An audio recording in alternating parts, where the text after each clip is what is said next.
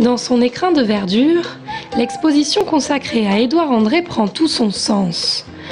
Pommiers en espalier, murs végétalisés et plantes d'ici et d'ailleurs sont installés dans la serre du jardin botanique à l'occasion du centenaire de la mort du paysagiste français du XIXe siècle. Celui qui résida une partie de sa vie à la Croix-en-Touraine avait dès sa naissance un destin tout tracé.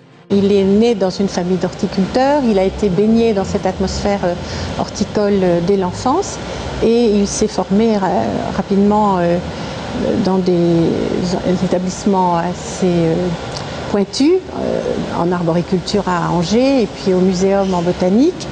Et je crois que c'est un domaine qui l'a passionné et qui est très important même dans ses créations de jardin, car il n'a jamais oublié qu'il est issu de ce monde du végétal.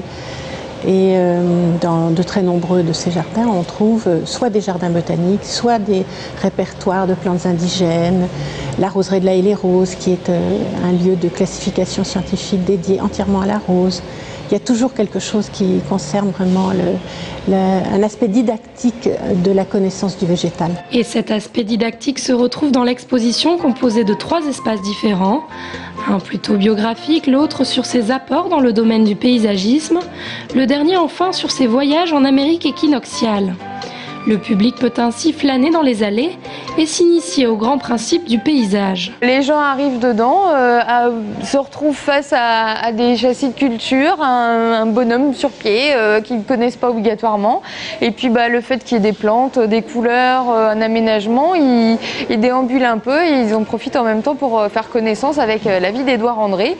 On a même une maquette de petits jardins que les enfants peuvent s'approprier pour créer eux-mêmes leur petit jardin avec des arbres, des maisons, un peu sur les principes des réalisations d'Édouard André.